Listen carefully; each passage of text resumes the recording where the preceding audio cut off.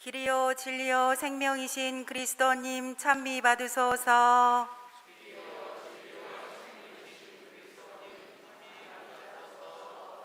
주님이 말씀하신다.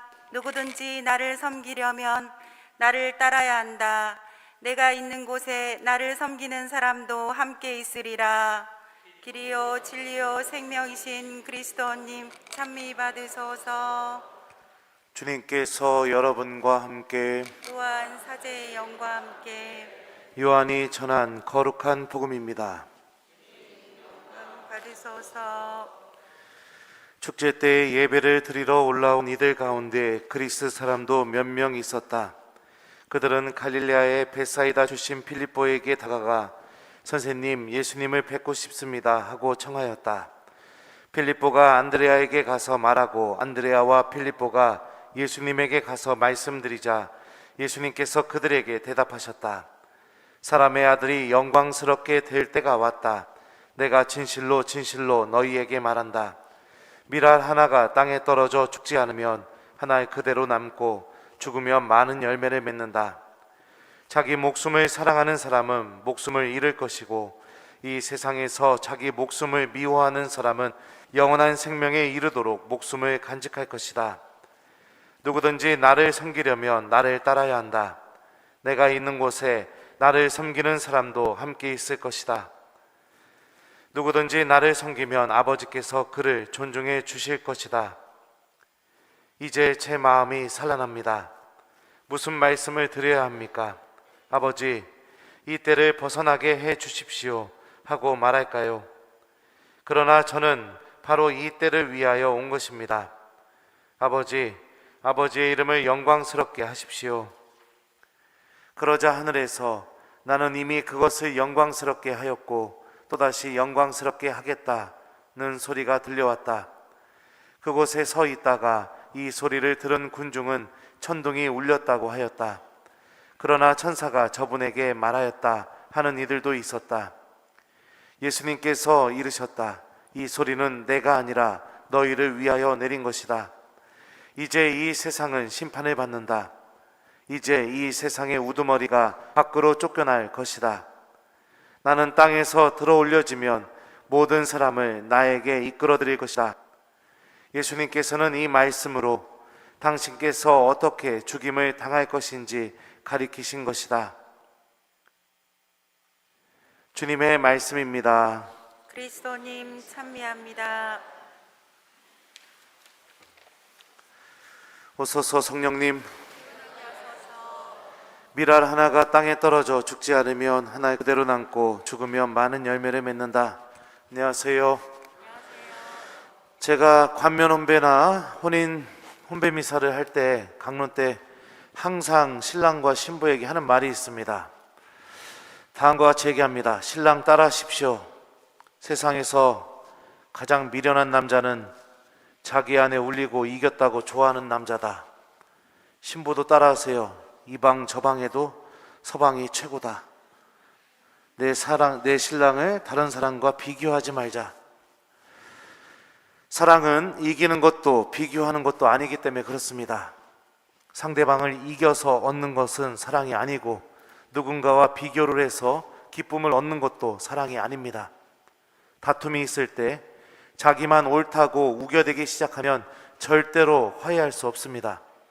그리고 비교는 지금 나에게 주어진 상황에 대한 진짜 가치와 기쁨을 바라보지 못하고 상대방을 지치게 만들고 무기력하게 만드는 것입니다.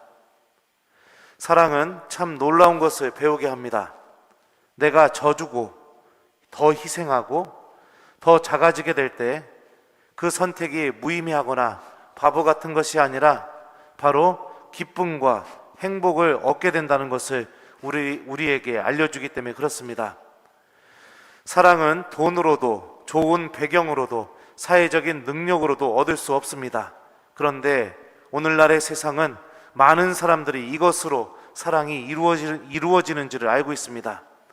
그래서 이런 방법으로 사랑을 시작한 많은 부부들이 얼마 가지 못하고 금세 그 사랑을 불행으로 바꾸어서 마지못해서 살아가고 결국에는 헤어지는 그런 부부들도 많이 있습니다.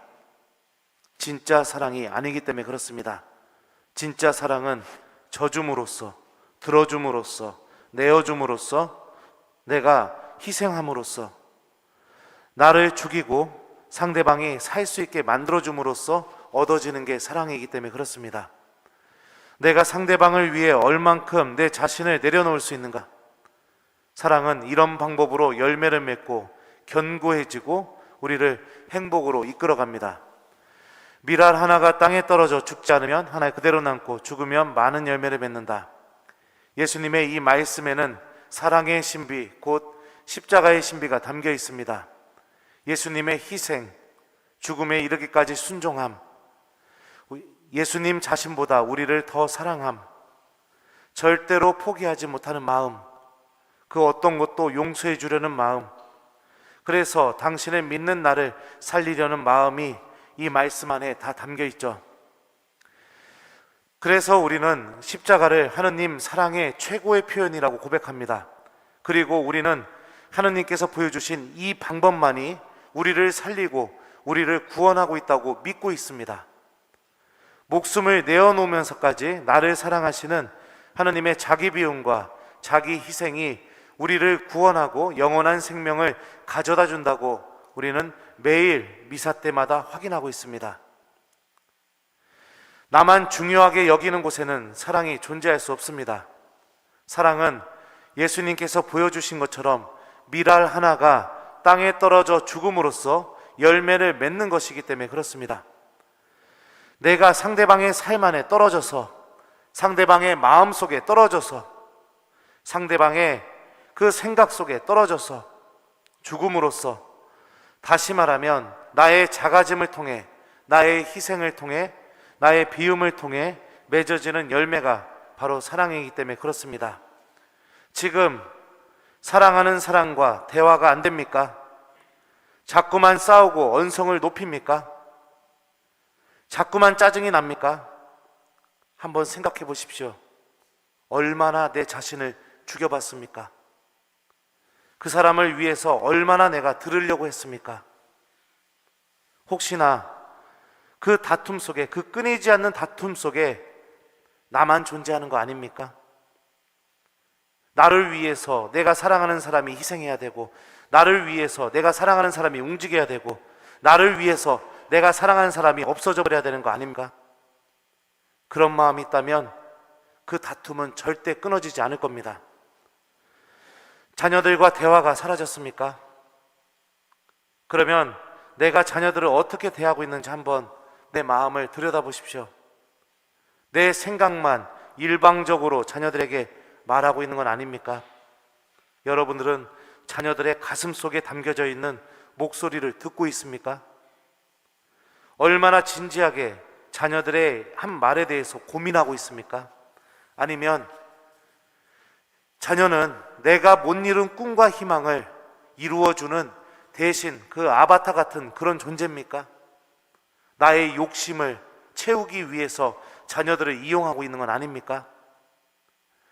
내가 자녀들에게 말하고 있는 삶의 방향과 가치 기준이 자녀들에게 정말 행복한 것입니까? 누군가와 화해를 하고 화해를 못하고 있고 계속해서 그 사람을 미워하고 있습니까? 만약에 그렇다면 그 마음과 분노를 한번 들여다보십시오. 그 마음과 분노 속에 나만 있는 건 아닙니까? 나의 아집, 나의 일방적인 생각, 나의 자존심, 이런 것들만 존재해서 그 누구도 그 안에 들을 수 없기 때문에 용서하지 못하고 미워하고 있는 건 아닙니까? 이 미움과 분노를 붙들고 있는 것이 그 사람을 잃어버리게 될 정도로 중요한 문제인가? 하느님 앞에까지 이 미움과 분노를 가지고 갈 정도로 가치 있는 일인가? 한번 생각해 봤으면 좋겠습니다. 모두가 내가 죽지 않아서 벌어지는 일입니다. 내가 희생하지 않고, 내가 듣지 않고, 나만 중요하다고 여기는 그런 이기심과 아집 속에서 나오게 되는 열매들이죠. 사랑은 이런 방법을 통해서 절대로 이루어질 수 없습니다. 자기 목숨을 사랑하는 사람은 목숨을 잃을 것이고, 이 세상에서 자기 목숨을 미워하는 사람은 영원한 생명에 이르도록 목숨을 간직할 것이다. 나만 중요하게 여기는 그곳에는 하느님께서 주시는 생명이 없습니다. 사랑은 내 안에 상대방을 가득 채우는 것이기 때문입니다. 나의 죽음을 통해서. 그리고 오늘 제2독서는 그 죽음의 방식이 무엇인지 잘 알려주고 있습니다. 그리고 완전하게 되신 뒤에는 당신께 순종하는 모든 이에게 영원한 구원의 근원이 되셨습니다. 바로 순종이죠. 순종이라는 그리스 말은 뭐뭐 아래에서 듣다, 이런 의미가 있습니다. 여러분들 옛날에 사극 보신 적 있으세요? 그 밥 먹다가도 어명이요 하면 어떡합니까? 그 자리에서 벌떡 일어나서 땅바닥에 바짝 엎드려가지고 그리고서 임금이 전하는 말을 듣게 됩니다. 바로 이게 순명입니다. 뭐뭐 아래에서 듣다, 바짝 엎드려 듣다. 히브리 말로도 듣다, 순종이라는 단어는 주의해서 듣다, 집중해서 듣다, 잘 듣다, 이런 의미를 갖고 있습니다. 그러니까 순종은 들음하고 연관이 되어 있는 거죠. 그리고 잘 생각해 보면 왜 예수님께서는 순종을 통해서 모든 이에게 영원한 구원이 되셨을까요? 바로 순종은 사랑의 질서이기 때문에 그렇습니다. 사랑하게 되면 순종할 수밖에 없습니다. 사랑이 없으면 순종할 수가 없습니다. 내가 중요해지기 때문에 그렇죠. 다시 말하면 사랑하지 않으면 듣지를 않습니다. 들을 마음도 없습니다. 내 말만 합니다. 하지만 사랑이 담겨 있으면 듣습니다. 그 사람 말이 중요해집니다. 그 사람 말이 나를 움직입니다. 바로 이 방법을 통해서 하느님께서는 우리들을 구원하셨고 또 영원한 구원의 근원이 되셨다고 이 독서는 고백합니다. 하느님의 말씀을 듣는 삶이 우리를 구원합니다. 그리고 이웃들의 말을 듣고 나를 죽이는 삶이 하느님께서 주시는 그 생명과 기쁨을 이웃들에게 가져다 주게 됩니다. 나만 생각하고 내 욕심만 채우고 절대 죽지 않고 땅속에서 그대로 남아있으면 예수님 말 그대로 나의 삶은 나만 존재하는 미랄 하나만 남게 되는 그런 삶입니다. 제1독서 말씀 들어보죠. 주님의 말씀이다. 나는 그들의 가슴에 내 법을 넣어주고 그들의 마음에 내 그 법을 새겨주겠다. 그리하여 나는 그들의 하느님이 되고 그들은 나의 백성이 될 것이다. 하느님께서는 이 말씀처럼 세례성사 때 이미 우리들의 가슴에 십자가를 통해 드러나는 하느님 사랑의 법, 곧 내가 먼저 비우고 희생하고 용서하고 먼저 다가가고 그리고 먼저 들어주고 가슴에 새기는 그 사랑의 법을 우리들 영혼에 새겨주셨습니다. 하느님께서 넣어주신 이 사랑의 법을 선택하는 것은 무의미하지 않습니다. 오늘 제1독서에서 하느님께서는 놀라운 사실 하나를 말씀하십니다. 아무도 자기 형제에게 주님을 알아라 하고 가르치지 않을 것이다. 그들은 낮은 사람부터 높은 사람까지 모두 나를 알게 될 것이기 때문이다. 바로 이 사랑의 법을 통해서 우리가 얻게 되는 것은 하느님이 어떤 분이신지, 그분께서 나를 위해 무엇을 하실 수 있는 분이신지를 알게 되는 그 알미, 열매라는 것을 하느님께서 알려주시죠. 바오로 사도는 갈라티아서에서 다음과 같이 말했습니다. 이제는 내가 사는 것이 아니라 그리스도께서 내 안에 사시는 것입니다. 여러분 안에는 누가 살고 있습니까? 여러분을 사랑하는 사람들이 여러분 안에서 함께 살 수 있습니까? 하느님은 여러분 안에 살고 계십니까? 아니면 여러분 안에는 여러분밖에 없습니까? 내 모습을 잘 들여다보십시오. 내가 듣고 있다면, 희생하고 있다면, 용서하고 있다면, 먼저 함께 다가가고 있다면 여러분 안에는 하느님도 살고 계시고 여러분을 사랑하는 사람들도 같이 살고 있을 것입니다.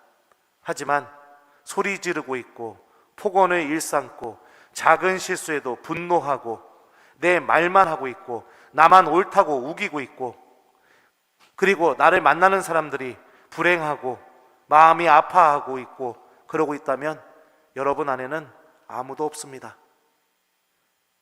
바오로 사도의 이 고백이 우리들의 고백이 되었으면 좋겠습니다.